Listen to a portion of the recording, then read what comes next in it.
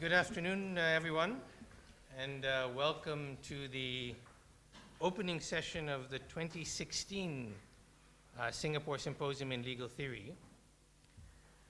For the first presentation of this year's symposium, I'm delighted to be able to introduce and welcome our speaker, Professor Akeel Bilgrami. Professor Bilgrami is the Sidney Morgan Besser Professor of Philosophy at Columbia University in New York, where he's also professor on the Committee on Global Thought and the director of the university's South Asian Institute. He was formerly both chair of the philosophy department as well as the director of the Humanities Center at Columbia. Professor Bilgrami, Akeel, if I may, took his undergraduate degree in English literature from Bombay University and then went on to Oxford, where he read for the PPE as a Rhodes Scholar, after which he completed his PhD in philosophy at the University of Chicago. In addition to these other academic appointments, Akeel is also president of the Board of Trustees and editors of the Journal of Philosophy, and also the chair of the Publications Board of Columbia University Press. Outside of academia in a formal sense, and as we were discussing a little bit earlier this afternoon, Akeel is also a member of the 2016 Master Jury of the Aga Khan Award for Architecture, which is, I think, a very interesting project to be involved with. Akeel's publications include the books Belief in Meaning in 1992, Self-Knowledge and Resentment in 2006, and Secularism, Identity, and Enchantment in 2014. I have my copy here. And he has an edited collection called Beyond the Secular West, forthcoming in 2016. And is also due to publish two shorter books in the near future, one entitled What is a Muslim, and the other entitled Gandhi's Integrity. Today he will speak to us from his paper, Secular Liberalism and Relativism, for about an hour, and then we will have about another hour for discussions and questions. So with that, Akeel, welcome. Thank you for being here, and we look forward to your presentation. Thanks, Arif. It's very nice to be here. Thank you for asking me. So what I thought I'd do today is supplement what you've read, or are supposed to have read, in the paper that I circulated. That paper, I'm sorry to say, has been published, but there are things that I'd like to supplement it with, which I've been thinking about for a very long time, but which I've never published. And sooner or later I should, except then I won't have anything to give as talk. So, so I've been withholding the publication of some of these things that I'm going to say now. I am interested in the difficulties that liberal political philosophy faces in this new, well, not new, I would reckon since the late 70s, sort of rush in the public sphere of what has come to be called identity politics. I want to step back and ask questions about the nature of identity and try and show that there is a deeper tension that notions of identity are poised to raise for liberal doctrine. I think, I mean, I don't want to sound self-congratulatory, but I do think that these issues that will surface in the lecture dig deeper than the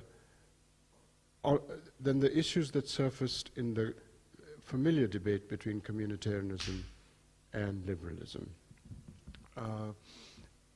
They dig deeper, I think, because they look at the underlying moral psychology, or to put it more simply, the mentalities that liberalism that underlie liberalism and that underlie identity politics, or more abstractly, the concept of identity.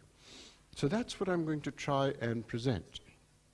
a tension that liberalism faces with the rise of the concept of identity as it's exemplified in the public sphere, which really raise issues of moral psychology rather than the standard debates about community versus liberal universalism or liberal individualism and so on. Now, what do I mean by moral psychology? That's a word that's been used quite a lot by philosophers, but let me just, before I begin this lecture, let me just say what I mean by moral psychology. I mean that a lot of human thought and emotion is governed by normative priors. So it is not just a matter of observing human behavior empirically and coming to generalizations and explanatory hypotheses about it. It's rather looking to the normative priors or normative presumptions that people have which shape their behavior and which may often be at odds with the deliverances of empirical psychological explanations of them. So let me give you an example, just to give you a sense of what I mean by normative prior. I have very deep family bonds. I know that if I observe empirically in the way that empirical psychologists would study, if I observe empirically all the behavior of my siblings, say, my parents or whatever, those bonds would disappear. So I've made a normative commitment that these family bonds are so deep that I will look at my family members with a soft focus. I will not look at all the details of their behavior, just in order to preserve the family bonds. Because I'm as confident as anything that if I were to look at them very closely, as is required of empirical psychological observation, those bonds would disappear. So the normative decision comes first, and it governs the rest of my behavior. And in that sense, it's moral psychology which would capture this, because it's normative through and through. It's normative, as it were, from the outset. So that's what I mean by moral psychology, that normative assumptions govern human behavior in a way that you may have to not simply come to conclusions just on the basis of empirical observation, but by looking at these normative priors as they govern human behavior. Okay, so I'm going to begin with three notions in moral psychology and then come to politics later. And those three notions are, first, what I will call reinforcement among values or desires. Just another preliminary point. The term desires is a term philosophers use. Social scientists tend to use the term preferences or subjective utilities. I'm going to stick with desires as the notion that I'll sort of wield in this. And what I mean by reinforcement is something that's really, I think, almost completely neglected by philosophers. It's a relation between our desires or preferences that induces rationality. So consistency, for instance, induces rationality between states of mind like desires, for that matter beliefs, but I'm focusing on desires. and means-end relations induce rationality. If your desires are consistent, if they have certain means-end relations or instrumental relations as they're called, your desires are rational. I'll explain all that. But I want to posit another relationship between values or desires, which I will call reinforcement. And I think that you can't understand politics unless you understand that citizens are more and less rational because their preferences or desires are more and less reinforced in a sense that I'm about to now characterize. Okay? So I'm sorry to begin at such an abstract level talking about desires and moral psychology first, but I'll get to politics, I promise, quite soon. Okay, so here are two pairs of preferences or desires. And the first is a perfectly consistent pair of desires. In my case, by the way, I'm talking autobiographically here. And you know, you'll just have to choose different examples if you want to talk about yourself. So I have both those preferences, and the first one is perfectly consistent. You'd have to be a rather bizarre person for them not to be consistent, but in my case, they're perfectly consistent. And the second is also perfectly consistent in my case, but I claim that the second has a relationship that is stronger or closer, that puts them closer to each other than the first. So the second pair of desires possess a relation that is closer than the first two, in my case, right? So what is this further relation over and above consistency? By consistency, in the case of desires, I just mean mutual implementability. Right? You can implement both. There isn't any problem about doing so.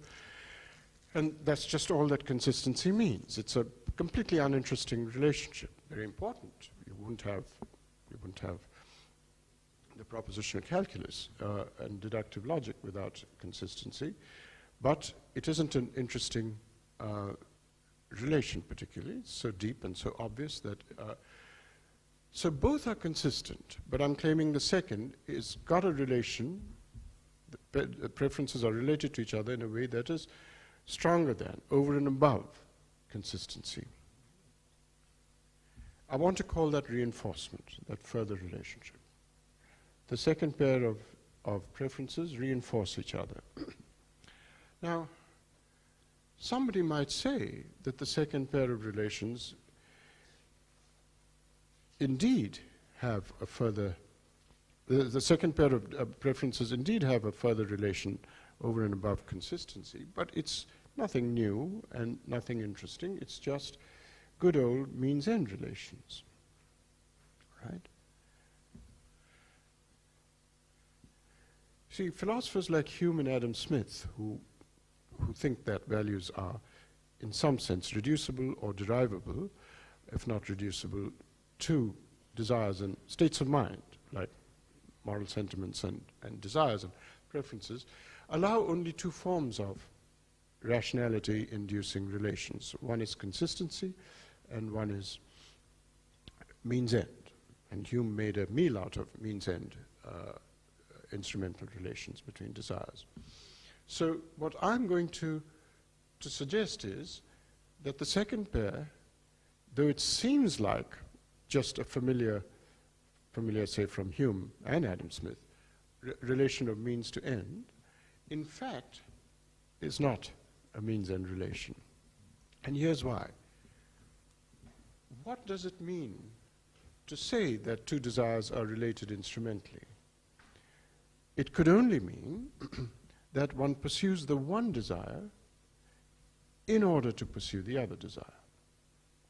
Right? So there's an in order to relation between the two desires. So in this case, I pursue the first desire in order to pursue the fulfillment of the second desire. Right? If this in order to relation is fulfilled, then it's a means-end relation between the two. Means-end relations are perfectly familiar. So somebody might say, well, what is this, this idea of reinforcement that you're pushing, which doesn't seem to be anything but the familiar means-end? Okay, so if means-end or instrumental relations between desires means that you pursue the one in order to pursue the other, well, I'm going to just tell you that I do not pursue philosophy in order to pursue the desire to please my father. It's just not true in my case. I have both those desires, but I don't pursue the first in order to pursue the second. I'm just denying it. In my case, it's not true.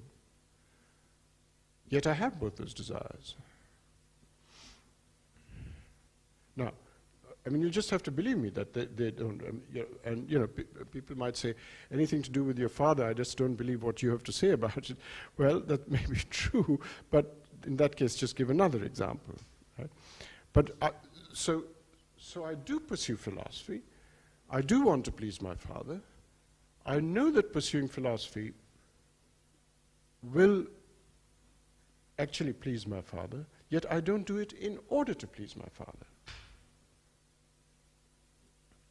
In that case, if that is right, then the second pair is related to each other in a form of relation that is neither consistent, I mean, that's over and above consistency, but is not means-end. That's what I'm calling reinforcement. Okay?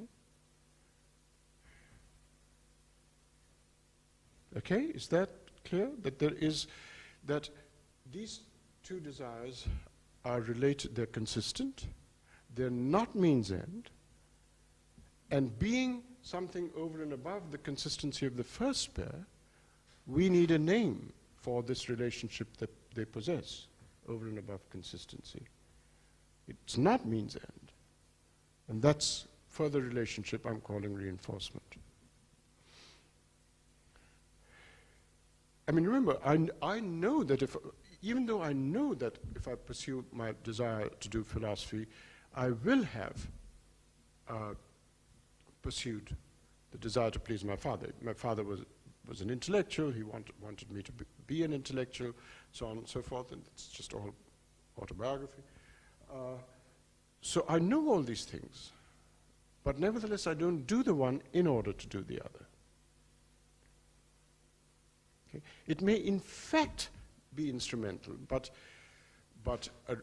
a rationality-inducing relations between desires, it's got nothing to do with the facts independently of what I intend, right? It wouldn't be psychology at all, leave alone moral psychology. So even though I know in fact that one will promote the other, because I don't do it in order to do it, it can't be described as a means-end relation. So in my mentality, these two desires are related in a way that is over and above the relationship between the first two desires. And that further relation can't be described as a means-end relation. There's a primitive, irreducible relation, which I'm calling reinforcement. And the opposite of reinforcement is not inconsistency. You need another word for it, something like tension or dissonance or something like that. So I'm claiming that our desires are rational if they're consistent, if they have instrumental relations, and moreover, if they reinforce each other. And they are less rational if they are inconsistent, if they foul up on means to end, and if they are not reinforced, i.e. if they are in tension or dissonance with one another. Okay. So it's just like consistency and inconsistency are relations between desires which make them more and less rational. reinforcement and dissonance, if you like. I don't have a word for it, but you can choose any word you like, dissonance, tension, etc., make for greater and lesser rationality. Now, I think that's a very important thing to keep on record, because I think a lot of politics, people aren't just blatantly inconsistent, but people's preferences are often in tension with one another, and a lot of political debate and persuasion exploits lack of reinforcement in desires. And I think we ought to really pursue this more coherentist relation than consistency and inconsistency.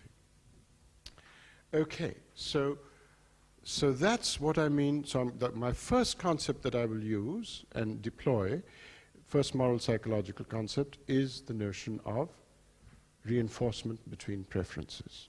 Okay? A second concept that I want to use, I'll be much quicker about, and that's what philosophers call weakness of will. And I'm going to define weakness of will, which the Greek term for which Aristotle first characterized in any depth was akrasia. And weakness of will I will define in accord with my first concept, reinforcement. And I will just simply, therefore, define it. It's not how Aristotle defines it, because he doesn't work with the concept of reinforcement, but I'll define it as the following. If somebody's most reinforced desires suggest that she should do X, and she does not X, something inconsistent with X, then she's weak-willed. Okay? So that's all I mean by weakness of will. You can define it, know the better, do the worse. There are all sorts of slogans which define weakness of will, but I'm defining it in terms of my first notion of reinforcement, which is, suppose your most reinforced desires dictate that you should do some action X, and you don't, you do some action which is not X, then you're weak-willed. So suppose your most reinforced desires say you should not smoke, or not drink, or not spend all your time watching cricket. That's a heartfelt confession. Because you ought to be writing more, you ought to be thinking more, you ought to be doing your job better, you ought to spend more time with your family, and you instead spend all evening drinking all those martinis. All your reinforced desires suggest you shouldn't be drinking, and you drink. So addiction is a classic case of, I don't mean compulsive addiction, but just the normal form of addiction of alcohol, of drinking more than you should, or indeed now eating more than we should, etc. So, social scientists bring in notions of temporal discounting and so on and so forth. All that's fine.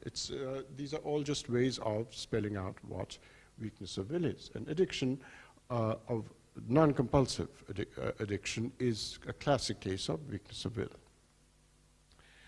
All right, so two concepts so far, reinforcement and weakness of will, the second defined in terms of the first. Yes? The third concept is the concept of identity.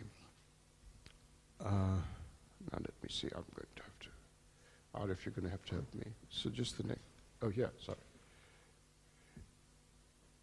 Okay, so I have in my work defined the identity the concept of identity in politics in a very specific way. You see, I'm interested in what I've called subjective identity, which is not what you are by some objective measure. So what's the difference between objective and subjective? Well, I have an Indian passport, so in some sense I am objectively an Indian, but I may not feel particularly Indian.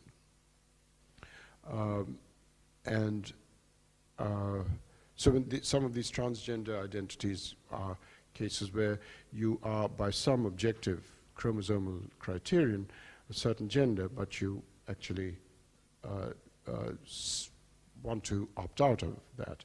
So I'm only interested in the subjective notions of identity, partly because you mobilize yourself in politics on the basis of what you conceive yourself to be, and not necessarily just on what you are.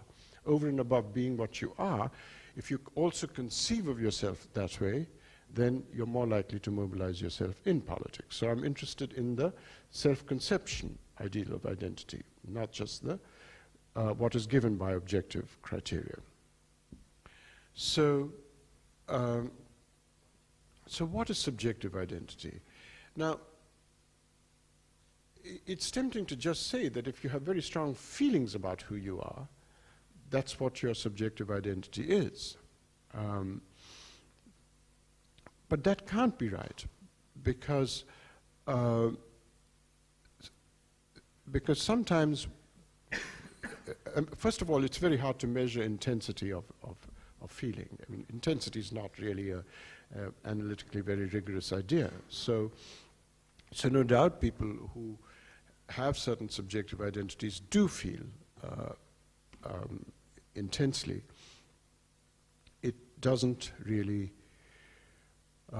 seem something that you can measure in any serious way, and so I'm going to present, I have in my written work, presented a notion of identity which brings out a certain completely intuitive idea behind the notion of subjective identity, and that is our frequent observation about ourselves that I wouldn't recognize myself if I did something. That wouldn't be me. I'd be totally alienated from myself if I were to do something. That suggests that you conceive of yourself in a certain way, and if you actually do something that runs afoul of that self-conception, you would almost feel, that's not me. And in some of my work, I've given examples of this kind to bring it out. So, for instance, I think it was E.M. Forster who said, I wouldn't recognize myself if I betrayed my friend. He was basically justifying not betraying his friends who were spies in Cambridge. So he was saying betraying friendship is really, I mean, friendship is my identity, not my country. And so I wouldn't betray a friend even though he was a spy, because for me, friendship is. So when Forster said, this is basically British schoolboy identity, I wouldn't betray myself. I mean, I wouldn't recognize myself if I snitched on a friend, suggests that friendship as a value or a preference constitutes one's self-conception so strongly that one would not even recognize oneself. So that idea of identity, I think, plays a major role and in public life. And I want to define it rigorously as follows. And, you know, this is just the Ulysses and the Sirens model for characterizing it. What do I mean by that? Well, you know, I was reading Ayatollah Khomeini's various pronouncements at one stage when I was studying radical Islam. And here's something that Ayatollah Khomeini said, which is extremely interesting. He said that modernity is so pernicious that we should really, we Ayatollahs will be affected by it. No doubt we'll weaken in our convictions, Islamist convictions. And we should protect ourselves from this weakening. Because it will inevitably happen. There's the spread of pernicious modernity, and even we will be infected by it. So what we should do is entrench Islam and Islamic values so deeply in our society that even if we were to weaken, we would be living by Islamic values. And this is really pretty much what Ulysses is supposed to have done in the face of the sirens. Right? So let's interpret Ulysses this way. Who knows how to interpret what Ulysses did in that text, but there are really half a dozen interpretations in the secondary literature. But here's an interpretation. One says he was committed to a desire, he had a preference or commitment to the value of fidelity, let's say. Penelope, fidelity. And he knew that he would weaken when the sirens sang their song. He would be seduced. So he tied himself to the mast. So even when he had weakened in the face of the seduction, he would not act on the weakened self, because he wouldn't recognize himself were he to act on that. So he tied himself to the mast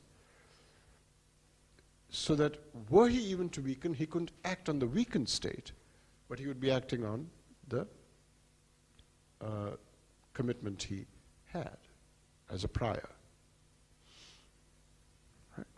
So that's exactly what Ayatollah Khomeini was saying. I'm so committed to Islam, so committed to fidelity, marital fidelity in the case of Ulysses, that I know I will weaken with the spread of modernity's influence. So let's entrench Islam now, when we're committed to it, in such a way that were we even to weaken, we would be living by it. So you see, the reason why I put this definition or criterion of identity is because it doesn't have all the things that people find so dismaying about identity, which is that it's thought of in primordial terms as immutable. Identities change all the time. I'm sure they change all the time. I'm admitting they change all the time. The point is, you have a certain attitude towards that change. You see it as weakening. So I'm not saying that preferences or desires or values or identities are immutable. Rather, I'm saying we take a certain attitude towards that mutability. We think of it as a kind of weakening, and we tie ourselves to the mast so that even if they have changed, we act on the prior. That's what Ulysses was doing. That's what Khomeini was proposing. And it shows how deeply you are committed to Islam or fidelity.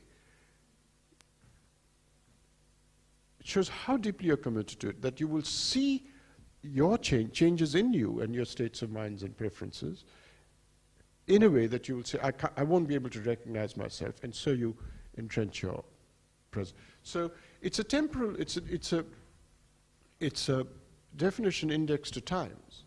At a certain time, say T1, I value X in such a way that if I thought that I might cease to value X at some future time, Tn, I would entrench things in such a way at time T1, that at time Tn, I would be living by value X despite the fact that I would not value X at time Tn. So this is identity defined for time T1. My identity may have changed by time Tn, right? I don't have that commitment.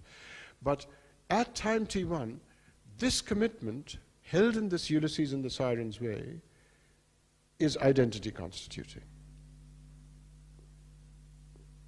Okay? So that's what I mean by identity. It's this looped counterfactual form indexed to times. This is a definition of identity. This desire or value, this value or preference, constitutes my identity at time T1. It's my self-conception at time t1. My view of what I will want at time tn is that I have weakened. At time tn, I don't have this commitment, and I don't have Islamic identity in the case of Khomeini. But at time t1, I do. I'm still living by my value of time t1 at time tn, because I've entrenched myself. But subjectively, at time t1, this preference or value is identity constituting. I'm just really, all I'm doing is just defining identity in terms of Ulysses-like preferences, Khomeini-like preferences. Okay? All right, so you have three concepts. Reinforcement as a rationality-inducing relation, weakness of will, which is an action that runs afoul of this rationality-inducing relation, and a third notion of identity, which I'm claiming, so characterized, is really what undermines, it really reflects a mentality that is in deep tension with the mentalities of liberalism. Okay, so all that is moral psychology so far. I'm now going to switch to politics. Okay?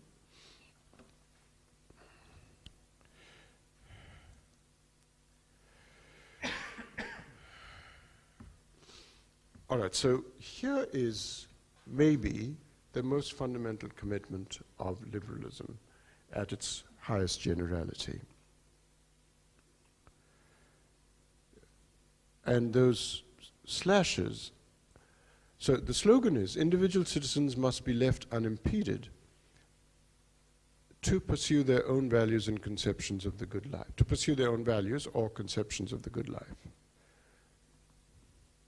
Now, those slashes are there to suggest that this slogan really divides into two. I think I've talked about it in the published paper too.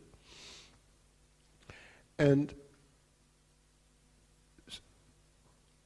now, what I would think is a non-controversial understanding of liberal doctrine has it that you cannot weigh the value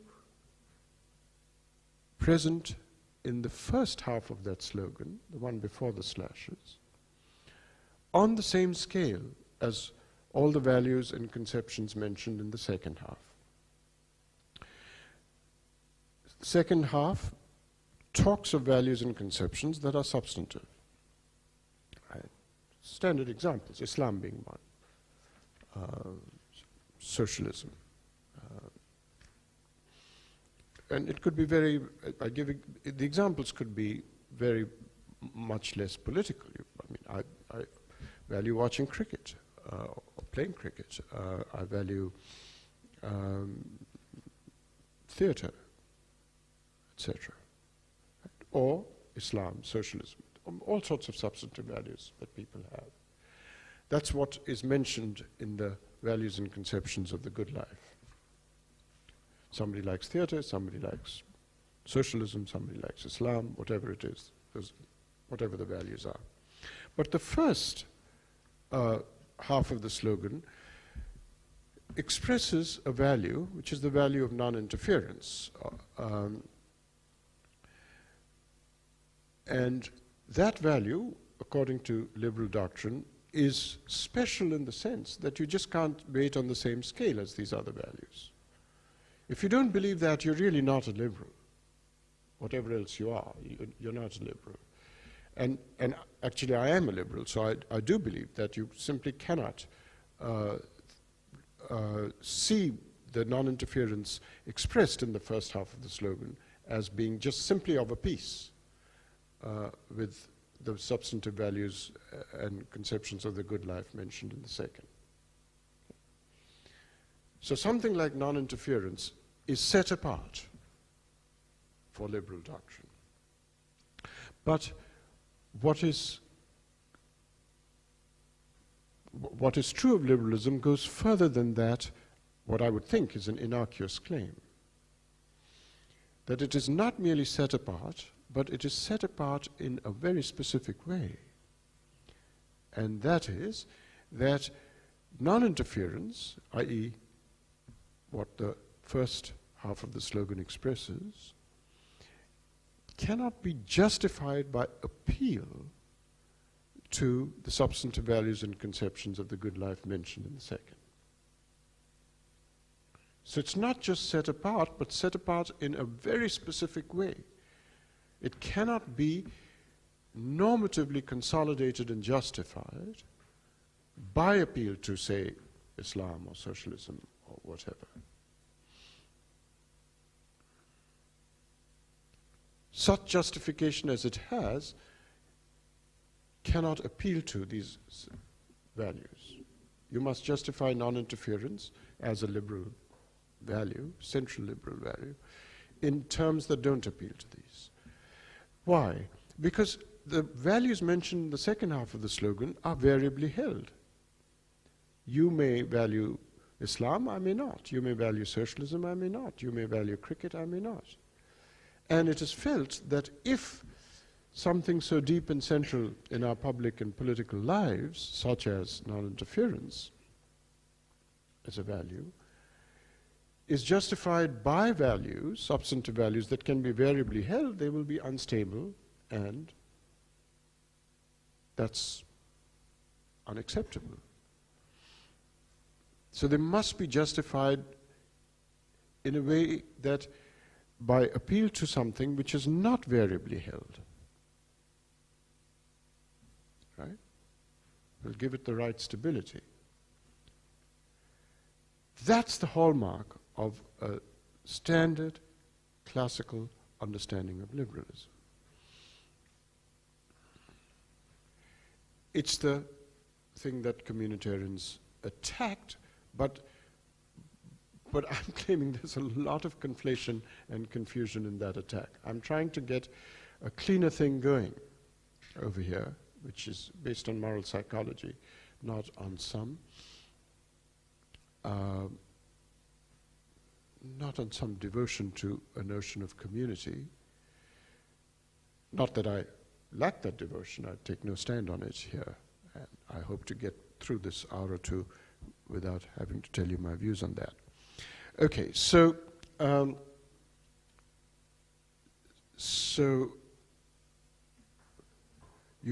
you want a justification for the value of non-interference that all human subjects who are adult anyway and who are not mentally damaged, I mean, by mentally damaged, I don't mean to use the word loosely as a form of abuse that we might sometimes make of each other, but literally mentally damaged through, say, some kind of brain damage. All adult, undamaged human minds must accept the justification if the value of non-interference is going to be justified in a way that is stable. Right? It can't be by appeal to values that are variably held by individual subjects, citizens. And so that is a deep commitment, and I think it's an extremely honorable commitment. Two of the most honorable political philosophers in the liberal tradition, whom I greatly admire, both pursue this line of thought. One is John Stuart Mill, and one is John Rawls. Is that clear? I mean, that's the okay. So I'm going to now move on. Now, I don't want to spend a lot of time on Mill because my criticism of Mill is there in the paper, I believe. So, but let me explain why I think Mill's famous what is called the metalinguistic argument in Mill is a case of this classical liberal view. All that you need in order to understand this justification of non-interference, Let's look at a very specific case of non-interference that both Mill and Rawls are interested in, and that is freedom of speech. So in chapter 2 of On Liberty, Mill gives this famous argument, maybe the most famous argument for free speech in the history of liberal thought. And it's an argument which exemplifies what I'm saying is the stiff demand of liberal political thought in this classical tradition, because this argument here is an argument that anybody capable of induction, it's called a meta-inductive argument, anybody capable of induction can grasp this argument. You don't need any substantive values to grasp this argument. All you need to do is to be able to go from the first step to the second step, which is a case of induction. And the reason why it's a meta-induction is because inductions are usually from observations of the world to hypotheses about the future. This is an observation about our beliefs about the world too. So that's why he calls it a meta-inductive argument. But this is an argument for toleration of dissent. And it seems on the face of it to be a completely compelling argument. I've actually often, while teaching, asked students, do they find this argument convincing? I do not believe I have ever gotten anybody to say that it is anything but compelling. They all are knocked down by its logical power. Now, I think it's a absolutely numbingly fallacious argument, but I'm not going to try and convince you of this, because it really turns on epistemological issues about really pragmatism versus Cartesianism in epistemology. But I'm not going to try and convince you, because it'll take me too far afield. And I've already written on it, so if you've read it, you've got some sense of what I have in mind. I reckon I am a pragmatist in epistemology, so I find this argument really just a dud. Okay, but I'm going to give you now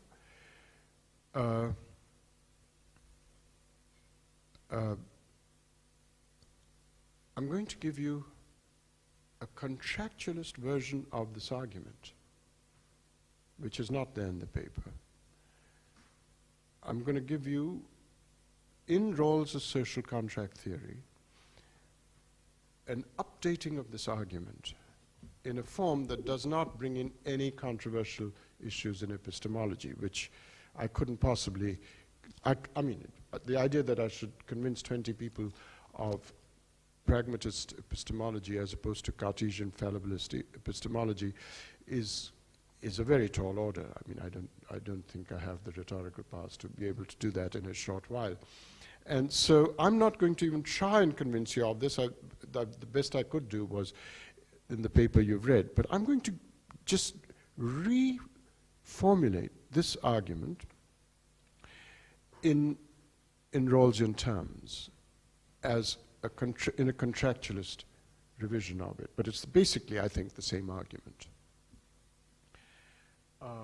So here is my exposition of how this argument surfaces in Rawls in a revised form without the controversial epistemological assumptions. And I hope I have more of a chance to convince you of that being wrong. What is Rawls's, the most underlying goal of Rawls's theory of justice is to come up with a method, is to present a method such that were you to adopt and implement it, you could never choose principles to live by that are biased in your own favor. That's the deepest underlying goal of a theory of justice. It's what he calls justice as fairness. He's going to give you a method such that were you to deploy that method in choosing principles to live by, those principles could not be biased in your own favor. So, he says, imagine a state of nature, which he calls the original position. All social contract theories start with some originary state, variously called state of nature, and in case of Rawls, original position. And his idea is that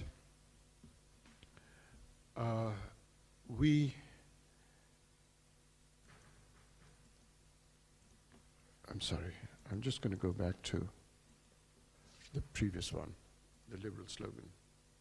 I just want that there, thank you.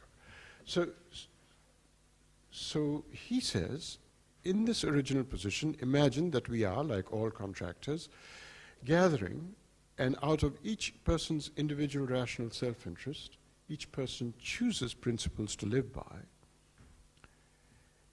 And the state of nature he declares to be such that, to put it in my terms, one has no idea what one's values and conceptions of the good life are, i.e., the things mentioned in the second half of the slogan. What he says is slightly different. He says, imagine that you don't have any idea of who you are and what your place in society is, etc. Right? Well, my gloss on that is, you have no idea what your values and conceptions of the good life are. You don't know that you're a Muslim, you don't know that you're a socialist, you don't know, etc., etc. Right? So you don't know what your substantive values are. And Rawls says that in the state of nature, original position, you will choose principles to live by, and were you to do so out of each person doing so out of her rational self-interest,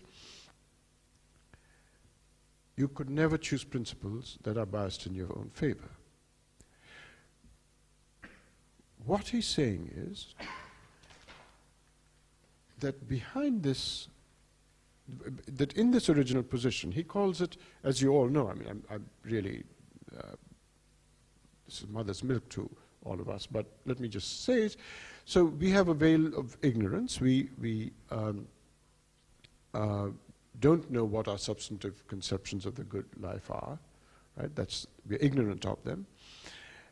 And his claim is that when you choose principles to live by, you ask the question, you're given the instruction, no matter what I imagine myself to be when the veil of ignorance is lifted, I will have chosen this principle to live by. So, really, this is how it goes. Imagine I'm a Muslim, choose a principle X. Imagine I'm a socialist, choose principle X. Imagine I'm on and on. No matter what I imagine myself to be in the original position. I don't know what I am in the original position, but no matter what I imagine myself to be in the original position, I will choose a certain principle. And he says, we would all choose two principles. And I'm only concerned here with the first, because that's what Mill is concerned with, and that's what non-interference is. So the first principle is the principle of liberty, which non-interference of the kind that Mill is interested in and the slogan is interested in is just a central part of that. So the first principle that Rawls says we would choose, when we deploy this method, what's the method? You don't know what substantive values you have, but no matter what you imagine your substantive values to be, you would choose the principle of liberty and the maximum principle, which I'm not concerned with. Okay? The maximum principle really consolidates the New Deal, right? The principle of liberty consolidates the whole history of liberal thought. Okay? The New Deal is just a Keynesian aberration, heartily dismantled since the 80s, everywhere in the world. even in Scandinavia. But we are concerned with the first principle, the principle of liberty. Okay? And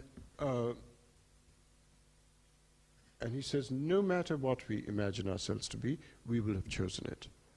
Now, this is a remarkable claim, because what is very important to understand in Rawls is that he disallows gambling behind the veil of ignorance.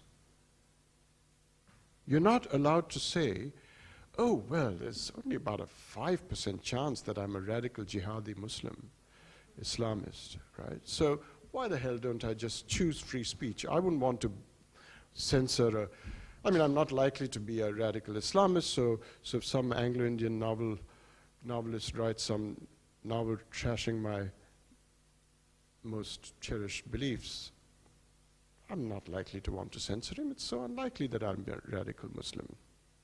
So I'm going to choose the principle of liberty. You can't gamble. You can't gamble for a very simple reason. In a wonderful passage called The Strains of Commitment, in A Theory of Justice, where he rules out gambling, he says, look, the problem is that I must be able to live wholeheartedly in an actual contract once the veil has been lifted and it's no longer a hypothetical contract, right? So what I choose behind the veil of ignorance, when the veil is lifted and I know who I am, I should be able to live wholeheartedly with the principles. But of course, if I've lost the gamble and I turn out to be a radical Muslim, I'd be very unhappy and cannot accept wholeheartedly the principle of liberty. Right? That's why he is what commentators have called risk-averse. He wants to take no risk, no gambling. No matter what you imagine yourself to be, you will choose this principle of liberty. Okay, this is a very important part of his claim. It's why people call him a Kantian and so on. Okay, so now when he said this, the whole army of critics emerged. The first person, I believe, was Stephen Lukes in a review, but of course Michael Sandel made a meal of it. And they all said, well, this is an absurd view. You claim that you claim that we would choose these principles to live by, the principle of liberty, but if I imagine myself to be a devout Muslim, I would not choose the principle of liberty, because I know that if I imagine myself to be such a Muslim, I would certainly want to censor a blasphemous novelist, say. So there was just outrage, saying, what on earth is he talking about? We would certainly not choose these things if we imagined ourselves to be belonging to a community of Muslims, devout Muslims, etc. So when this criticism came out, Rawls and subsequent lectures, which are the Kantian constructivism lectures, which were published in Political Liberty, the next book, Rawls points out, look, you've just misunderstood what I've said. I always said that even though we do not know our substantive conceptions of the good life behind the veil of ignorance, we have general knowledge of human moral psychology. And so even behind the veil of ignorance, we know that we might change our minds.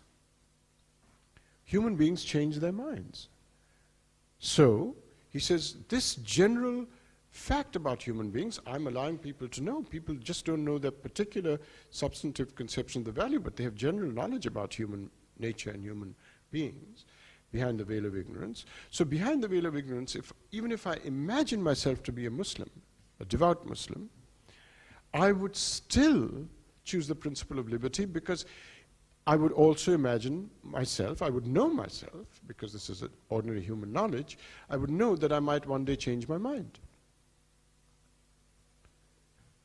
And so these people, these communitarian critics, just don't get it. I'm not disallowing this general bit of knowledge that people change their minds, and if people have that knowledge, they know that even if they imagine themselves to be a devout Muslim, they will also imagine that such a person might change his or her mind, in which case they will still accept the principle of liberty, contract into the principle of liberty, because it brings out an assurance that their changed minds, the revised views, would be protected. Right? So his idea was it's an insurance policy against, it's an insurance policy which protects any changes of mind you might have. Right? It's an insurance policy which protects all changes of mind. That is, and so let's call this the revisability idea, and you protect your revised views. By the way, I think that that's just, all this is a contractualist version of fallibility in Mill. Okay? Revisability is just a contractualist version of what Mill calls fallibility. Mill says our views could be fallible. Rawls is saying our views could be revisable, and we should accept the principle of liberty even behind the veil of ignorance, even if we were to imagine ourselves to be, say, Muslims, because we know also that we might well revise our views, change our minds, etc. Right? So that was his answer to the communitarians. Now, I don't think that this whole way of arguing, which brings Rawls not to the law of peoples, but to political liberalism, I don't believe you can really argue against it unless you bring in the three notions I began with. Take the notion of identity. I have described the idea of identity, here it is. I have described the notion of identity as follows. I have said that it is a way of seeing your changes of mind as a case of weakening. And so you protect your present views against changes of mind.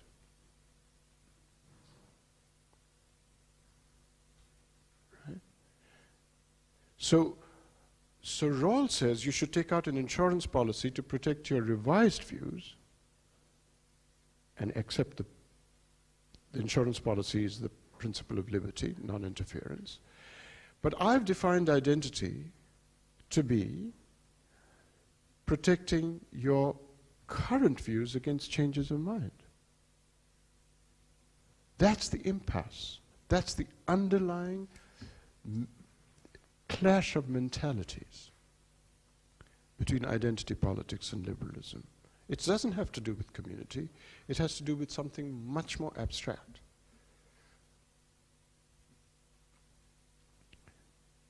Liberalism wants to take out insurance policy for revised views. In Mill's case, it's fallible, views. Whereas the concept of identity is based on, is defined in terms of taking out an insurance policy for your current views, because changes of views are weakenings.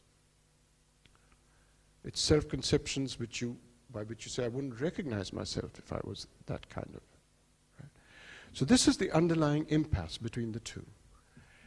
And now,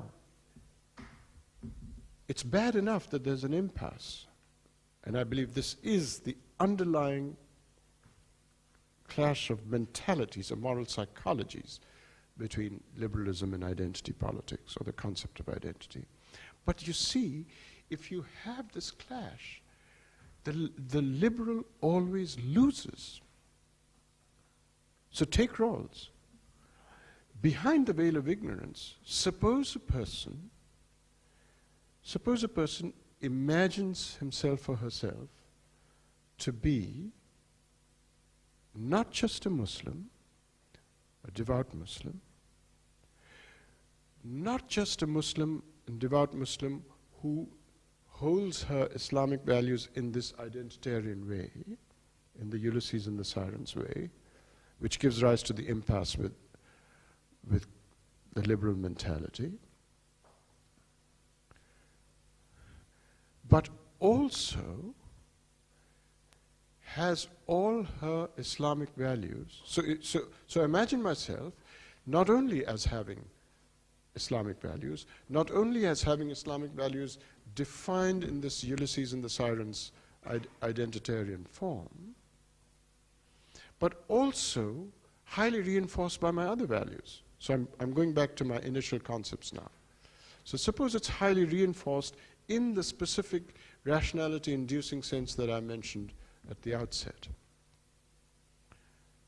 So, behind the veil of ignorance, I imagine myself be a devout Muslim, to have Muslim commitment to Muslim values in the Ulysses and the Sirens form, and moreover, my Muslim values, Islamic values, are highly reinforced by my other values, in the sense of reinforcement I defined. If I imagine myself to be all that, and Rawls says you must still choose the principle of liberty, then I'm afraid Rawls is asking us to be addicted to liberalism.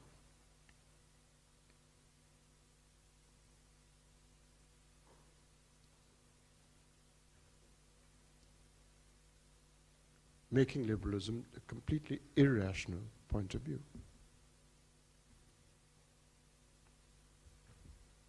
That, I'm claiming, is the deepest issue between liberals and identity politics.